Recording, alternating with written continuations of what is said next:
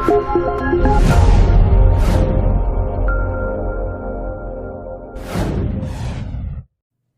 everybody and welcome to Eddzshed. Today we're going to be taking a look at Total War Warhammer, and in particular we're going to be taking a look at the vampire counts. And in this video it will be a brief overview as opposed to anything too detailed on any of the particular units. It will cover some of the basic ideas behind playing the vampire counts on both the campaign map and in battles.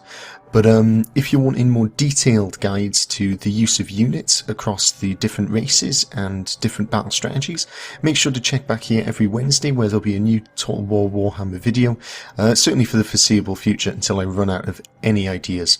But I've got an awful lot planned and there's an awful lot of content that I'm still working on and building, so yeah, keep checking back. There's going to be plenty for you to watch. So the first thing that we're going to take a look at with the vampire counts is their legendary lords. So these are the people that are actually going to run the campaign map, if you like. These guys are the people in charge, they're the big bosses. And you've got two. You've got one which is Henrik Kimmler, and you've got another one that is Manfred von Carstein. Now, Manfred von Carstein plays the role of sort of a wizard warrior. He's very melee focused, but he does have access to quite a lot of it's quite a lot of spells, including death magic, which is one of my favourite ones, certainly for the vampire counts, as it will allow you to raise zombies in the middle of a battle, which it can be really useful for breaking through enemy ranks. You've then got, as I say, Henrik Kimmler. Now, this person purely fulfills the role of wizard, and whilst he's got a lot of very good campaign buffs, one of the problems that I do find is that when it comes to a battle, if he gets tied up in any sort of fight, he will die very quickly. This is a particular issue for the vampire counts, because when the general dies, things start to crumble very quickly, and crumbling in effect is the same as routing, but your units don't run off the battlefield, they literally crumble, which can mean that your entire army is completely obliterated when other races would probably just it would just force them to have a retreat. So that's a key mechanic with the vampires, and something to really bear in mind if you do decide to put somebody a bit squishy as a general. You're going to want to have maybe some tougher units purely there to bodyguard for him. The next thing we're going to look at is we're going to look at some of the basic units that they've got, and these are the units that in effect fill the same roles as are filled in other armies. So this is the melee infantry, which largely consists of skeletons and zombies of various descriptions, but we do also have access to some monstrous unit types such as crypt ghouls and Kharn wraiths. Now, the skeleton warriors and skeleton spearmen are very useful for just creating sort of a front line. They're very cheap to actually to purchase in the campaign and on multiplayer maps, and they're not going to rout.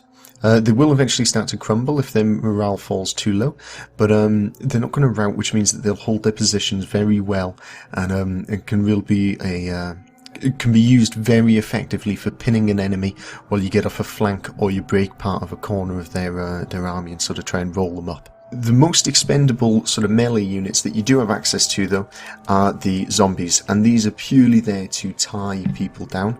Now, the zombies themselves, I very rarely bother taking them into a multiplayer battle with me, but you will see me in multiplayer battles summoning zombies.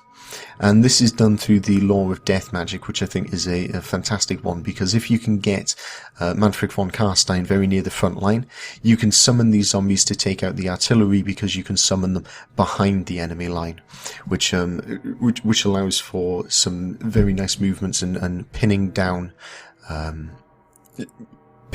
units that would otherwise be very mobile and would keep running away from you and charging you again, such as Empire Knights, although Empire Knights will very quickly chew through the zombies because at the end of the day they are a disposable unit. Moving on to some of the better units that they've got access to with melee, you've got the Grave Guards and Grave Guards with great weapons.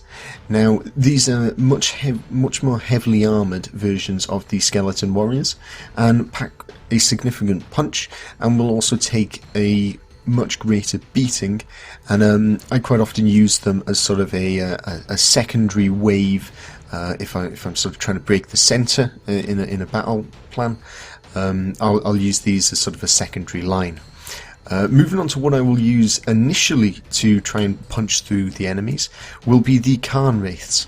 Now, Khan Wraiths are absolutely fantastic. They're not too overpriced, but they ignore an awful lot of melee damage, or in fact they ignore an awful lot of physical damage. The only thing that can really damage them is magical weapons. For instance, Grail Knights, I know they do a lot of magical damage, and you've got fell cannons, so you do need to be wary of this. But the Khan Wraiths are an absolutely fantastic unit, especially when you do come up against the Empire, because you can throw them into spearmen and they're going to chew straight through the middle of them. Now, moving on to cavalry with the vampire counts. And cavalry is one of the unit types that they do fantastically well. They've got access to 3 different ones. They've got Black Knights with lances, and Hex Wraiths. Now, the Black Knights themselves are just a reasonably good cavalry unit, nothing really to boast about. But now the Black Knights with lances have a astronomical charge bonus, even more than sort of a lot of the Empire cavalry does. So you can really use them, and if you're able to sort of micro them an awful lot and have them withdraw, recharge, withdraw, recharge, you can do massive amount of damage. You literally will see the enemy's health bar in effect deteriorate as your cavalry washes upon them with it. Now, the Hex Wraiths, these fulfill these don't have a fantastic charge bonus, but much like the Khan Wraiths, they ignore a lot of physical damage and are pretty much only vulnerable to magical damage.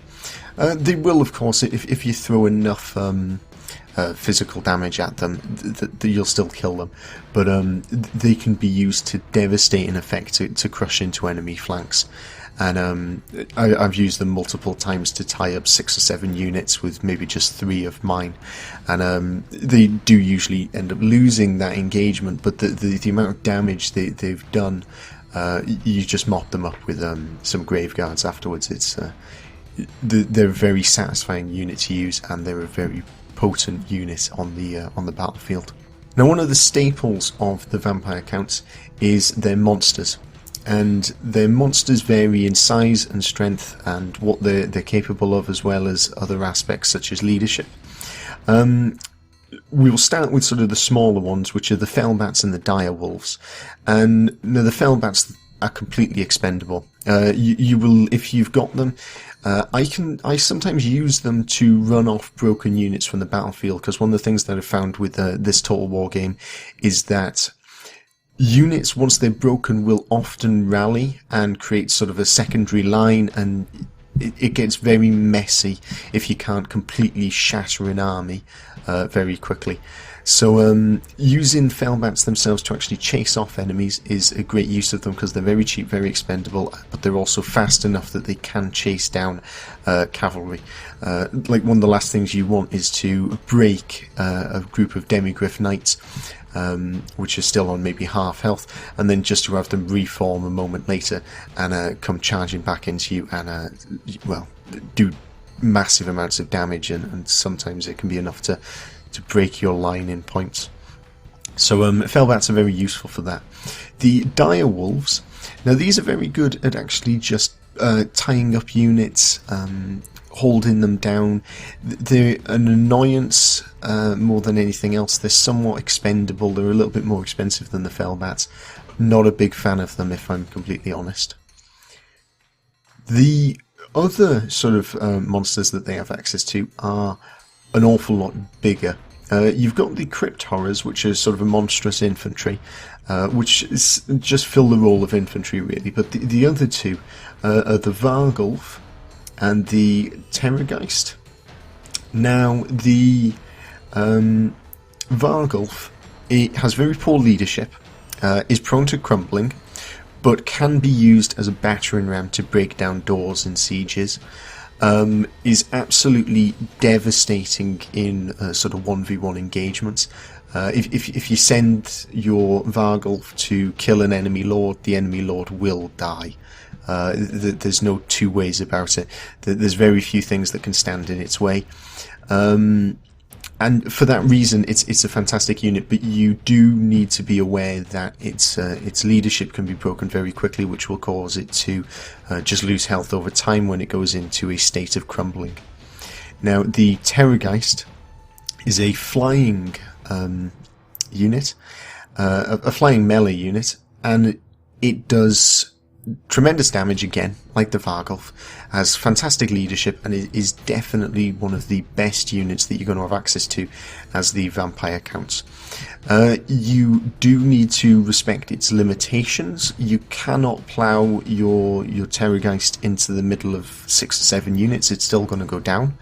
And it's pretty much a waste of this unit to try and send it to fight other large units such as giants. The best use I've found of this is in almost flanking maneuvers to break different sides of the enemy ranks.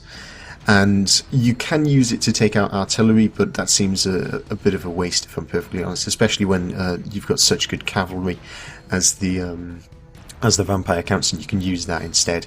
So I like to actually get it behind the enemy lines and then push it down along one side, along with some Khan Wraiths or Grave Guards, and just sort of roll the enemy up and force them into a complete retreat, completely shatter the army using it. So that's a general overview of the vampire counts and some tips and tricks and bits and pieces.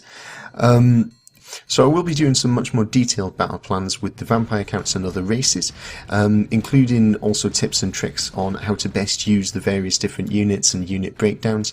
But this was just a nice overview to perhaps help you make up your decision on who you want to play when you come to play Total War Warhammer. So please like and subscribe, and as I say, every Wednesday there will be more Total War Warhammer videos. Thank you, and until next time, good luck.